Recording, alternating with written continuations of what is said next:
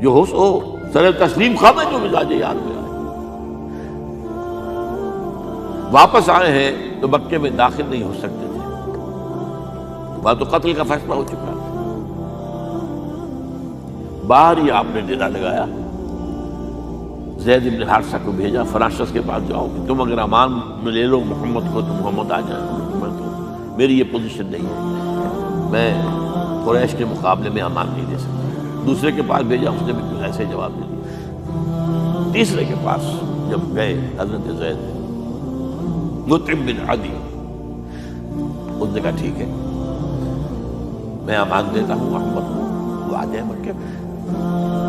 حضور سے آگے کہا، حضور نے فرمایا نہیں جا کر کہو آ کر لے کر جا. کیوں؟ کیا پتہ اچانک جو ہے میرے داخل ہوتے ہی کوئی مجھ پر حملہ کرے، قتل کر دے. وہ تو یہ کہہ سکے کہ ہمیں کیا پتہ تھا کہ مطعم نے جو ہے امان دی ہے. I never knew it. اب یہ قبیلے کے اندر یہ ہوتا تھا کہ ایک نے امان دے دی، سب کی طرف سے امان دی. لہذا حضور نے فرمایا آ کر لے کر جا. وہ اپنے 6 بیٹوں کو ہتھیار سجا کر لے کر آیا ہے اور پھر لے کر گیا. حضور کو کہتا ہوا گزر رہا ہے راستے میں، لوگوں سن لو محمد میری امان میں ہے صلی اللہ علیہ وسلم. اس لیے آپ کو مکے کے اندر پھر 2.5 سال مزید رہنے کا موقع ملا ہے. اور اتنا بڑا احسان آپ نے مانا پھر مطعم بن عدی کا کہ غزوہ بدر میں جب 70 اسیر تھے قریش کے حضور کے پاس، تو آپ نے فرمایا تھا کہ اگر آج مطعم زندہ ہوتا اور وہ سفارش کرتا تو میں ان سب کو چھوڑ دیتا بغیر کسی فدیے کے. بہرحال یہ چند باتیں میں نے آپ کو بتائی. باقی تو یہ کہ غار ثور ہے کیسی کیسی، اور پھر غزوہ بدر سے پہلے کی رات ہے، اور وہ آپ کا زندگی کا طویل ترین سجدہ ہے. اس میں جہاں تک یہ الفاظ بھی آپ نے کہہ دیا، اللہ اگر کل یہ جو 313 یہاں جمع ہے اگر یہ ختم ہو گئے تو پھر قیامت تک تیرا نام لینے والا کوئی نہیں ہوگا. میں آخری رسول اور میری یہ 15 برس کی کمائی ہے.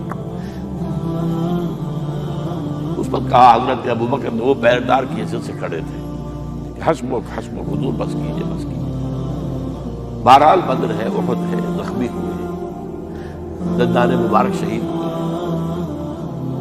خون اتنا بہا ہے کہ بے ہوش ہو گئے ہیں اور خبر تو نہیں ہے کہ آپ شہید ہو گئے. یہ سب کچھ، اور سب سے بڑھ کر حمزہ کی لاش سامنے آئی. کیسی لاش؟ ناک کٹی ہوئی ہے، کان کٹے ہوئے، پیٹ چاک کر کے کلیجہ چبایا ہوا ہے.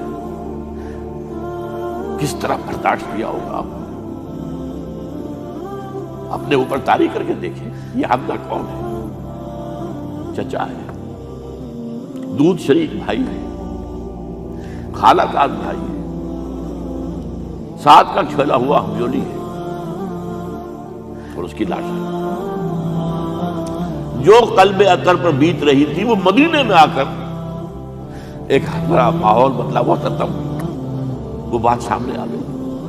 جب آپ مدینے واپس تشریف لائے ہیں تو ظاہر بات ہے کہ زیادہ انصار کے لوگ تھے، بین کرنے کی آوازیں آ رہی تھی، اس لیے کہ اس وقت تک بین کرنا حرام نہیں قرار دیا گیا تھا، ممنوع نہیں تھا. آوازیں سن کر حضور کی زبان مبارک سے نکل گیا، اما حمزہ تو فلا بواکی لہو، ہائے حمزہ کے لیے تو کوئی رونے والی بھی نہیں ہے.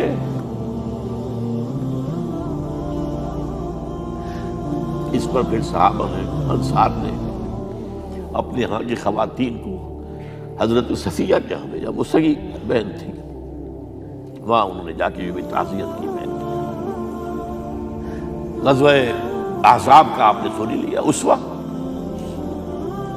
اسوہ رسول پر نہ معلوم کیا کیا باتیں چیز لوگوں میں مشہور ہو گئی ہیں. اسوہ کا لفظ آیا کہاں ہے قرآن میں؟ سورہ احزاب میں. وہ اسوہ کیا تھا؟ کو معلوم ہے کہ گھروں کے اندر بیت الخلاء تو نہیں ہوتے، باہر جاتے تھے قضاء، اس کا کوئی امکان نہیں. شدید ترین آزمائش جو ہوئی ہے اس کا نتیجہ ایک طرف یہ نکلا کہ منافقین کا نفاق ان کی زبانوں پر آ گیا. قرآن مجید میں ہے یہ انہی آیات میں، ما وعدنا اللہ ورسولہ الا غرورا، ہمیں تو اللہ اور اس کے رسول نے دھوکہ دے کے مروا دیا. ہم سے کہا تھا کہ قیصر و کسریٰ کے خزانے تمہارے قدموں میں آئیں گے، اور حال یہ ہے کہ اب رفع حاجت کے لیے باہر نہیں جا سکتے، کھانے کو کچھ نہیں.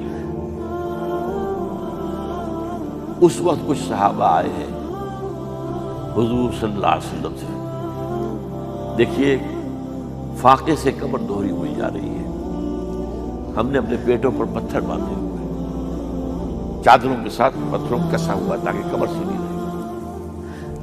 حضور نے اپنا کرتا مبارک اٹھا کر دکھایا، 2 پتھر، یہ ہے اسوہ، یہ ہے آپ کی سنت، آپ کا اسوہ حسنہ۔ لیکن اس اسوہ حسنہ سے فائدہ کون اٹھا سکتا ہے؟ لقد كان لكم في رسول الله اسوة حسنة لمن كان يرجو الله واليوم الآخر وذكر الله كثيرا۔ اسوہ تو اپنی جگہ ہے، قرآن میں ہدایت سب کے لیے، ہدی للناس، لیکن فائدہ اٹھائیں گے صرف متقین، ہدی للمتقین ہے سب کے لیے، اسوہ سب کے لیے ہے، لیکن استفادہ وہی کر سکے گا جو 3 شرطیں پوری کرے، اللہ اور یوم آخر پر ایمان اور اللہ کا ذکر کثرت کے ساتھ۔ بہرحال یہ میں نے آپ کے سامنے اس حوالے سے رکھا ہے، یہ اسوہ جو ہے حضور کا، یہ ہم پر اتمام حجت ہے۔ دیکھیے نوٹ کیجئے، پوری نوع انسانی پر اتمام حجت، اسلام کا نظام عدل اجتماعی جو قائم کر کے دکھا دیا، حجت قائم کر، جسے انگریزی میں کہتے ہیں اٹس ڈویبل، کیا جا سکتا ہے، یہ کام ہو سکتا، اس لیے کہ زمین پر قدم بقدم چل کر یہ انقلاب آیا، محنت سے آیا، مشقت سے آیا، ایثار سے آیا، قربانیوں سے آیا، تکلیفیں جھیل کر آیا، صبر و مصابرت سے آیا، استقامت و مقاومت سے آیا۔ یہاں پر معجزوں کی کار فرمائی نہ ہونے کے برابر ہے۔ یہاں دھوپ سے بچانے کے لیے کوئی اللہ نے صاحبان نہیں دیا، صلی اللہ علیہ الغمام، اور بھوک سے بچانے کے لیے من و سلوى نازل نہیں ہوئے۔ غزوہ تبوک میں ایسا بھی ہوا ہے کہ 3 مجاہدین کا 24 گھنٹے کا راشن ایک کھجور، ایک نے منہ میں رکھی، کچھ چوس لی، کچھ گلوکوز چلا گیا اس میں سے، دوسرے کو دے دی، اس نے چوس لی، بھی تیسرے کو، من و سلوى نازل نہیں ہوئی۔ محنت، مشقت، ایثار، قربانی، صبر، مصابرت،